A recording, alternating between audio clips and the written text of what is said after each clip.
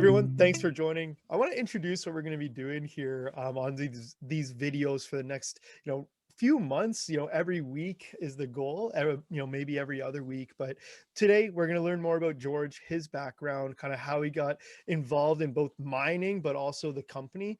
And going forward, we're going to talk, of course, about, press releases as they come, the industry, gold, you name it. And please, if you're watching, you have any questions, things you want to see in videos, questions you'd like to ask George, please drop them below. We'll definitely get them included in a few of the videos. But George, first things first, how are you? I'm doing well, Jason. Thank you. Yes. As Good, well good. as one can be during this entire pandemic. Let's put it that way. Yep, fair enough. We were just talking about our early accounting days before we hit record. I know we'll get to say some of that going forward, but here, usually like to start out, kind of where you went to school, first couple jobs, and we'll go through some of the battle stories of your career, and then of course how you get involved with St. James. But if you want to kick it off, Yeah, maybe. thank you, Jason. My first job after university was at Deloitte and Touche, like you, Jason, and I ended up getting my accounting designation. Worked in real estate as a corporate controller. Then went back to school, University of Notre Dame. It's a big athletic school, known for the football team and so forth. Got my MBA there. Same time I got my CFA, so Chartered Financial Analyst designation as well. I kind of did a double major, I feel, when I went to school and studied the CFA at the exact same time. Wow. Then I actually ended up, believe it or not, teaching the CFA for a few years while I was also working in industry at a major Crown corporation there in the corporate finance group. So it was a good solid career path, but I wanted more. So I threw away the pension. I threw away the guaranteed salaries and my corner office. Took on a role with no employees, patent that was pending, no money, very bleak future, and it was probably one of the best moves I ever took in my life. So that company hired me as a CFO. There was no wage, but a promise that if the company grew, that I'd grow with it. So we raised $3 million. We actually went into animal trials, and this company ended up becoming a going concern. So this company nowadays is trading about $10 a share. Its name is Ormond Pharmaceuticals. And that was my first job ever. And it's very interesting. This is a company that provides insulin in the capsules. So it's all about the delivery of insulin instead of using the needles. And there probably maybe some offshoots with the vaccines nowadays. Maybe there'll be a trend one day that you can have a vaccine with a pill. And I think that's one of the exciting parts about this company. But I went from a big, large organization in the utility sector to a biotech deal. And then when they actually wanted to move their offices to Israel, I decided to stay here in Canada and ventured into vanadium, cobalt, oil and gas, Tell me, all the how do you go commodities. from, pharma or biotech to mining? What was the uh just got out of pharma, Yeah. just got out of biotech, right into mining? Give me the, like, did you just Well, always love gold or always loved, I've actually always liked gold. I've also liked, ironically, oil and gas and alternative energies and battery metals. It's a bit of an irony here. But as a CFO, if there are certain skill sets with the public markets that are transferable. It doesn't matter the industry, as long as you know the raising of capital and what the regulatory environments are. And so I made a pretty seamless transition into gold. And we had properties in Nevada. And interestingly, Jason, I remember going through this whole process, and some of these properties nobody wanted back then. Yeah. Well, guess what? Today they're almost mines, and they're some of the hottest properties there are in No, Nevada and the why Carlin do you think Trend. why do you think that's the case? Just curious. I think a lot of it is timing. I think of a lot of it's timing. Lithium properties in the Clayton Valley 6 years ago, nobody would want to pick it up for a penny. Yeah. Nowadays, people paying a fortune for it, and they're more than happy. I kind of like it like Vancouver real estate. 20 years ago in Point Grey, you could have nobody wanted to buy a place for $500,000. That same house nowadays, you'd be lucky if you can get it for under 4 million. And there's a waiting list for people to do. It makes no sense. Interesting. So, okay, well, we get into mining. You have a big success. Uh, Curious question. So, the move from comfortable to risk taker, entrepreneur, call it whatever. Was it just you saw a potential patent and you were like, in the technology in your mind was like, wow, this is worth the risk? What was that big jump? What was the click to go from I'm comfortable to let's take a dive? Adventure and opportunity. The mining sector, the resource sector is always changing. Every day is different, but the opportunities, if you are successful, are immense, and it's a rewarding career path for anybody. So that's what drew me to this market.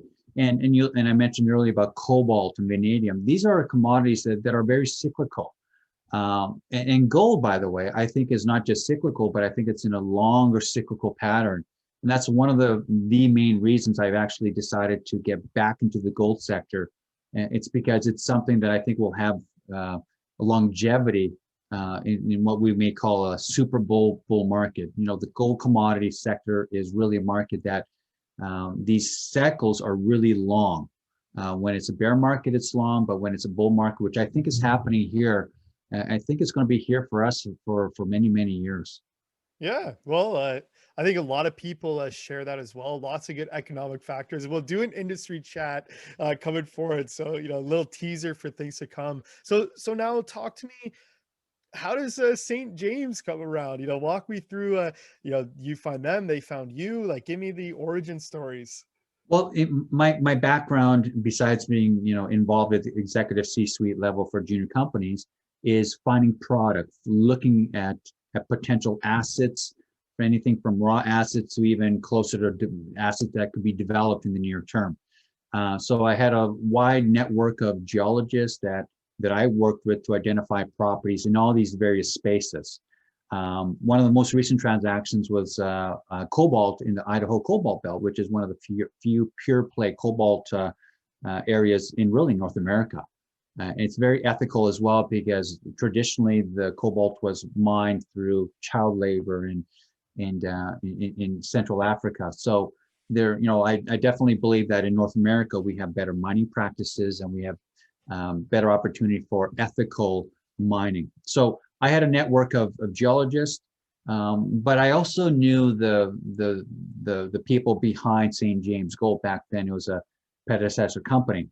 And I looked at the share structure and I saw that there were very few shares outstanding. I knew that the shares were held in friendly hands. And I said, wait a sec, why don't you put two and two together? Amazing product, amazing gold properties that I want to get back involved with, that I have access to, with a company that has a certain share structure that allows you to monetize and raise capital as you grow. So I just look at the two items together. I said, this is a perfect marriage in unison. Let's go with it. And that's what drew me to St. James. Yeah, no, awesome. Well, and so interesting. Now, walk me through kind of the transition. Used to being the CFO. Walk me through the transition from CFO to CEO. Well, the CFO role, as you know, is more financial in nature. You have to raise capital. You have to make sure the regulatory environments are in place as well. As a CEO level, you're more of a visionary, I believe. You have to look at where the market will be and not really be reactionary. So my vision is that, the gold commodity sector is going to be one of the most exciting sectors to be in over the next decade. And you have to, as a CEO, really have a vision for where you want the company to go. So I think that's the biggest difference from the CFO to CEO level. Yeah, And of cool. course, you have to wear many more hats. You have to deal with lawyers, you have to deal with geologists as well, on top of just the auditors, which you have to do as a CFO. The Swiss Army knife, Mr. Do It All. No, love it. Well, so here, kind of going into the question I had was, so you're at St. James, you're the CEO. Give me the week to week, day to day. You're already saying you wear a lot of hats. So curious, what some of those hats maybe are.